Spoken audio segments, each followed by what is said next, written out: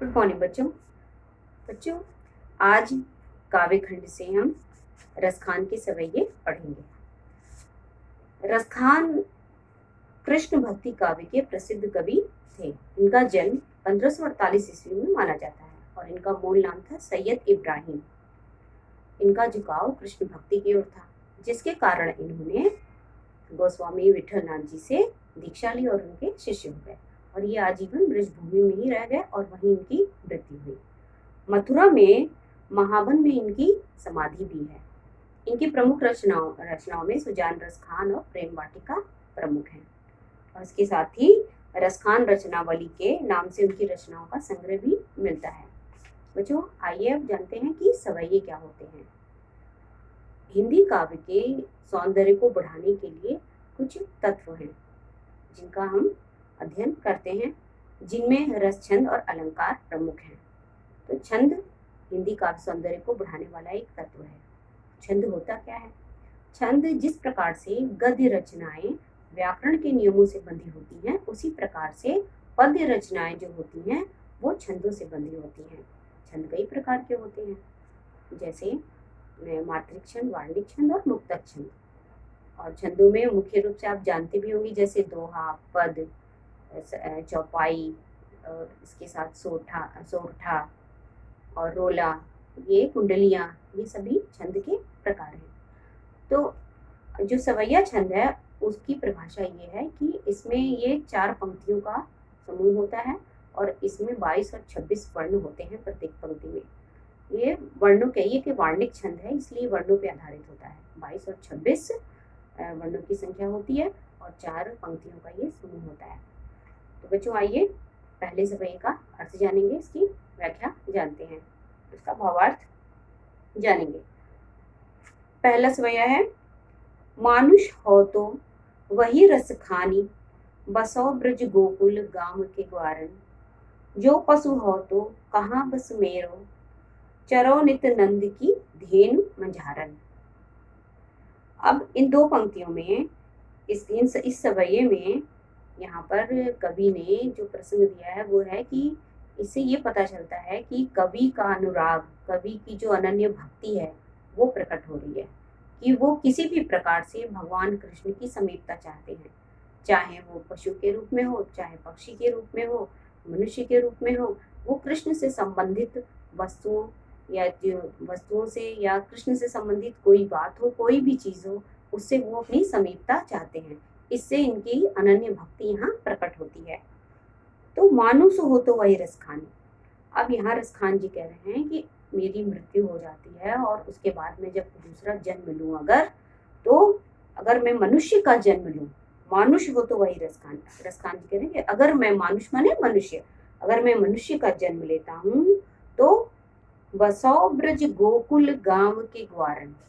तो मैं कहाँ बसना चाहूंगा, कहाँ रहना चाहूंगा? गोकुल गांव के ग्वालों के साथ में रहना चाहूंगा, वहीं पर मैं बसना चाहूंगा। बसो माने बसना चाहूंगा। ब्रज स्थान का नाम है, ब्रजभूमि मथुरा में है।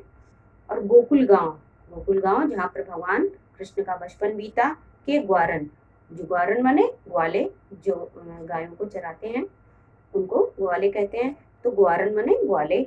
तो मैं उस ब्रज भूमि के गोकुल गांव में बसना चाहता हूँ जहाँ पर जो है भगवान कृष्ण ने अपना बचपन बिताया और जहाँ पर वो ग्वाल बालों के साथ गाय चराने जाते हैं।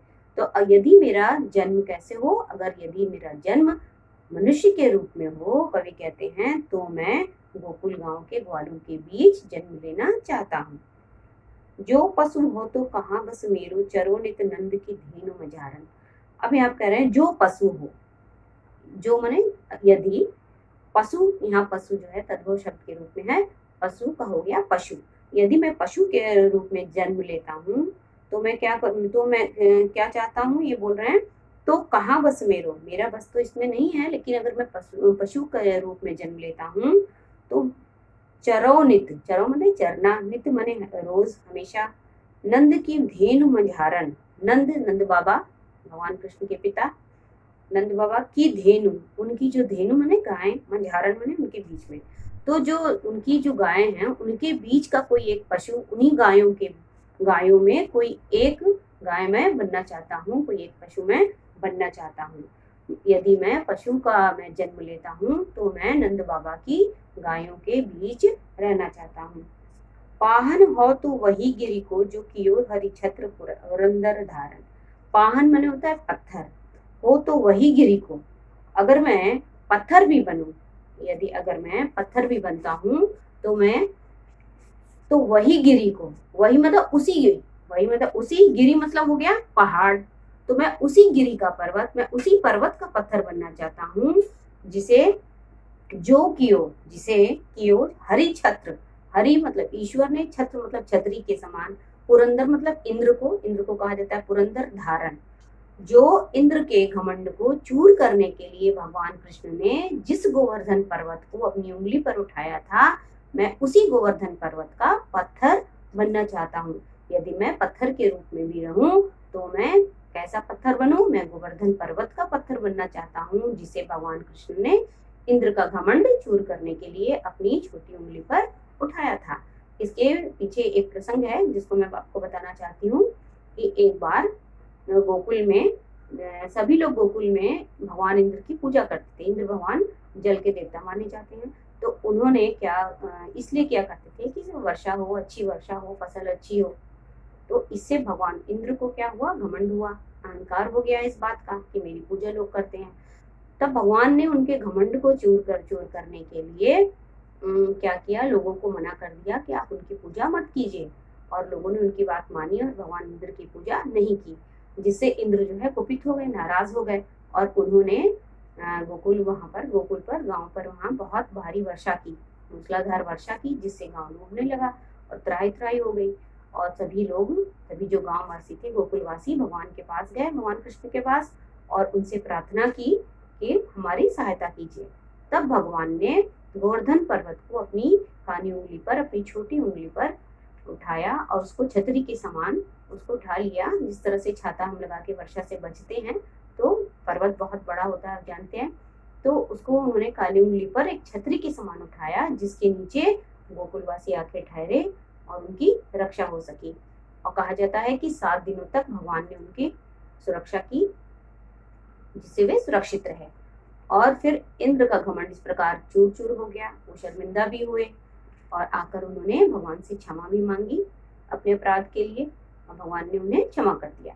तो उसी प्रसंग को यहाँ पर रखा गया है उदाहरण स्वरूप कि जो उनकी पाहन हो, तो यदि मैं पत्थर भी होता हूँ तो उसी गिरी का हूँ, उसी गिरी का पत्थर रहूं जिसको भगवान ने एक छतरी के रूप में अपनी छोटी उंगली पर इंद्र के घमंड को दूर करने के लिए उठाया था। जो खग हो तो बसेरो करो मिली कालिंदी कूल कदम की डारण। अब जो यदि खग माने पक्षी, हो तो बसेरो माने बसना चाहता हूँ, करो मिली कालिंद कूल, कालिंदी कहते हैं यमुना जी को, कूल माने होता है किनारा, कदम वृक्ष का नाम है, की डारण माने डालों पर। तो यदि मैं पक्षी बनता हूँ, जो खग हो, यदि मैं पक्षी बनूं तो कहाँ बसेरा करना चाहता हूँ? तो मैं यमुना नदी के किनारे जो कदम्ब के पेड़ हैं उनकी डालों पर मैं बसेरा करना चाहता हूँ। तो यहाँ पर कवि कहना चाह रहे हैं कि यदि मैं पक्षी का रूप धारण करूं तो मैं उसी कदम्ब की डाल पर बसेरा करूं जिसके नीचे भगवान श्री कृष्ण बैठ करके बंसी बजाते हैं, जो यमुना नदी के किनारे है। तो इस वजह से हमें ये पता चल रहा है कि इसमें किस प्रकार से हर जो कवि हैं वो भगवान की समीपता चाह रहे हैं। अब इसका जो सौंदर्य विशेष है वो जान लेते हैं। सबसे पहले तो इसमें जो इसका जो सौंदर्य है, इसमें कवि का जो है कृष्ण के प्रति अनन्य प्रेम प्रकट हुआ है। और दूसरा, इसमें देखिए भाषा इसकी है ब्रज भाषा है, और इसमें सवैया छंद का प्रयोग किया गया है, और इसमें रस जो है वो शांत रस है। और देखिए नित नंद में अनुप्रास अलंकार है, यहाँ न वर्ण की आवृत्ति हो रही है, इसलिए यहाँ पर अनुप्रास अलंकार है। और कालिंदी कुल कदम, इसमें भी अनुप्रास अलंकार है, इसमें क वर्ण की आवृत्ति होने से यहाँ अनुप्रास अलंकार है। बच्चों अब दूसरे समय का भावार्थ जानेंगे। या लकुटी अरु कामरिया पर राज तिहुपुर को तजी डारो, आठम सिद्धि नवो निधि के सुख नंद की गाय चराई बिसारो। अब यहाँ पर फिर वही प्रसंग है इसमें कि इसमें भी भगवान के प्रति, भगवान कृष्ण के प्रति कवि की अनन्य भक्ति प्रकट हुई है। वो क्या कह रहे हैं, या लकुटी, लकुटी माने होता है लाठी, लकुटी माने होता है लाठी, और अरु, अरु और कामरिया मतलब होता है कंबल। पर राज तिहुपुर, राज तो राज्य, तिहुपुर तीनों लोगों, पुर माने लोक, तीनों लोगों का, तजी डारो, तजी माने छोड़ देना, डारो माने डाल देते हैं, डाल दूंगा, छोड़ दूंगा, डार मतलब छोड़ देना। या लकुटी अरु कामरिया, जो या लकुटी, इस लकुटी पर, इस लाठी और कामरिया पर, इस कंबल पर मैं तीनों लोगों का जो राज्य है वो तज दूंगा, मैं छोड़ दूंगा। ये लाठी और कंबल ऐसा क्यों कह रहे हैं कवि, यहाँ पर इसकी व्याख्या इस प्रकार है कि लाठी और कंबल, भगवान कृष्ण जब गाय चराने जाते थे जंगल में तो अपने साथ लाठी और कंबल रखा करते थे। तो उसी ये जुड़ी हुई, किससे जुड़ी वस्तुएं हैं, ये भगवान से जुड़ी हुई वस्तुएं हैं, भगवान कृष्ण से जुड़ी वस्तुएं हैं। इसलिए कवि यहाँ पर इन दोनों ही वस्तुओं पर ये तीनों लोगों के सुख, तीनों लोगों के राज्य को ये क्या करना चाहते हैं, ये छोड़ देना चाहते हैं कि मैं इनके लिए, मैं इस लाठी और कंबल के लिए भी मैं तीनों लोगों का राज्य छोड़ दूंगा। आठों सिद्धि नवोनिधि के सुख, नंद की गाय चराई बिसार। आठों सिद्धि, सिद्धियां 8 मानी गई हैं, 8 सिद्धियां होती हैं और निधियां 9 निधि मानी गई। आपने सुना होगा कि 8 सिद्धि 9 निधियां। तो 8 जो सिद्धियां होती हैं कौन कौन सी होती हैं, वो अणिमा, अणिमा होती है शरीर को जो अणु के समान, जो हमें ये क्षमता देती है कि शरीर को हम अपने अणु के समान कर लें। महिमा होती है कि हम अपने शरीर को बहुत बड़ा कर लें, इसकी क्षमता प्रदान करती है। और गरिमा शरीर को भारी बना देती है, भारी बनाने की क्षमता देती है कि जब चाहे तब अपने शरीर को बहुत भारी बना ले। उसके बाद लघिमा, शरीर को भार रहित कर देती है, बिल्कुल हल्का कर देती है। ये सिद्धियां हैं, ये सब इनको प्राप्त किया जाता है साधना के माध्यम से। प्राप्ति, बिना रोक टोक के किसी भी स्थान में जाने का जो है वो शक्ति, वो क्षमता ये प्रदान करती है। पराक्रम्य जो होती है वो प्रत्येक इच्छा को पूरी करने की क्षमता देती है। ईशित्व क्या होता है, ईशित्व है प्रत्येक वस्तु और प्राणी पर पूर्ण अधिकार करने की क्षमता देती है। और वशित्व क्या होता है, प्राणियों को वश में करने की क्षमता प्रदान करती है। ये 8 सिद्धियां जो हैं, जो साधक होते हैं इन सिद्धियों पर साधना करते हैं और इनको पाते हैं, इनको प्राप्त करते हैं।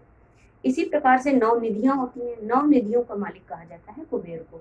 कुबेर धन के देवता माने जाते हैं। और ये जो 9 निधियां हैं इनमें जो प्रमुख हैं वो देखिए, इनमें जो है पद्म, महापद्म, नील, मुकुंद, नंद, मकर, कश्यप, शंख, मिश्र, ये सभी 9 निधियां ये कुबेर के खजाने में रहती हैं और कुबेर को धन का देवता माना जाता है। तो इन्हीं को कह रहे हैं यहाँ पर, जो ये सब बहुत दुर्लभ चीजें हैं, ये सिद्धियां पाना भी बहुत दुर्लभ है और ये निधियां पाना भी दुर्लभ है। तो इसीलिए यहाँ पर ये कह रहे हैं, कवि कहते हैं कि इन 8 सिद्धियों और नवोनिधि के सुख को, इन 8 सिद्धियों नवनिधि के सुख को नंद की गाय, नंद की गाय, नंद मतलब नंद बाबा, भगवान कृष्ण के पिता, नंद की गाय, गाय मतलब गाय जो उनका पशुधन है, जो गौधन है, चराई बिसारो, उनकी गायों को चराने के लिए मैं इस 8 सिद्धियों और नवोनिधियों के सुख को भी मैं बिसरा दूंगा, भुला दूंगा। बिसराना मतलब भुलाना, बिसराओ मतलब भुला दूंगा। तो यहाँ पर फिर ये वही बात यहाँ है कि यहाँ पर भी कवि का अनन्य प्रेम प्रकट हो रहा है भगवान के प्रति। रसखान कबो इन आखिन सो ब्रज के बन बाग तड़ाग निहारो। अब कह रहे हैं कि रसखान, अपने को कह रहे हैं कि रसखान, यदि मुझे अगर इन आंखों से हमेशा ये कब न जाने कब ब्रज के बन मतलब जंगल, वन, बाग जो ओपन बगीचे हैं ब्रज के, तड़ाग जो तालाब हैं, निहारो मतलब देखने को, न जाने मुझे कब जो है ये देखने को मिलेगा। अगर देखने को मिलता है तो इसके लिए वो क्या करेंगे, रसखान कबो इन आंखों से, कह रहे हैं कि इन आंखों से कब मुझे ब्रज के, ब्रज क्या है, ब्रज वह स्थान है जहाँ पर भगवान ने लीलाएं की, तो ये स्थान भी भगवान से जुड़ा हुआ है, इसलिए ये ब्रज की बात कर रहे हैं। तो ब्रज के वन, ब्रज के बाग बगीचे और वहाँ के तालाब, सभी को ये आंखों से देखना चाहते हैं। और इन आंखों से वो जब देखें तो कह रहे हैं इसके लिए जब मैं देख लूं तो उसके लिए मैं क्या करूंगा। ये देखिए, कौटिक एकल धौत के धाम। कौटिक माने होता है करोड़ों, कलधौत, कलधौत माने सोने चांदी से बने हुए, के धाम, धाम माने महल, करील होता है, करील होती है कटीली झाड़ियां होती हैं जिनमें पत्ते नहीं होते। तो आपको ब्रज स्थान में, ब्रज भूमि में आपको चारों तरफ बहुत से कटीली झाड़ियां आपको दिख जाएंगी, उन्हीं को करील कहा जाता है। करील के कुंजन, करील का जो होता है वो समूह में होती हैं, बहुत सारी एक साथ कई जगह लाइन से लगी रहती हैं, तो इसीलिए उसको कुंजन कहा जा रहा है, उनके जो समूह हैं। ऊपर वारों, यहाँ तक कि मैं क्या करूंगा, यहाँ तक कि मैं जो ब्रज की जो कटीली झाड़ियां हैं उन पर भी मैं करोड़ों सोने चांदी के महलों को निछावर कर दूंगा, वारूंगा। वारू मतलब, वारो मतलब होता है निछावर करना। तो ऐसी कटीली झाड़ियों पर भी मैं सोने चांदी के करोड़ों महल वार दूंगा, निछावर कर दूंगा। तो यहाँ पर भी आपने देखा कि किस प्रकार से कवि जो है अपनी अनन्य भक्ति प्रकट कर रहा है ईश्वर के प्रति। जो सारी वस्तुएं, जो भी चीजें हैं, जो स्थान है, जो भगवान से जुड़े हुए हैं, उनके लिए वो सब कुछ अपना त्यागने को तैयार है। वो किसी भी प्रकार का सुख, किसी भी प्रकार की समृद्धि नहीं चाहता है। वो सब कुछ अगर वो मिले भी तो वो भगवान श्री कृष्ण पे निछावर कर देना चाहते हैं। इसका जो काव्य सौंदर्य है वो भी, इसमें भी भगवान के प्रति अनन्य भक्ति कवि की प्रकट हुई है। इसमें भी दोहा, जो इसमें सवैया छंद है और इसकी भाषा भी ब्रज भाषा है। और इसमें भी देखिए, कौटिक के कलधौत में अनुप्रास अलंकार है, कावर्ण की आवृत्ति है। बच्चों, ये प्रारंभ के दो सवैयों की व्याख्या है और शेष सवैयों की व्याख्या हम कल करेंगे। थैंक यू बच्चों।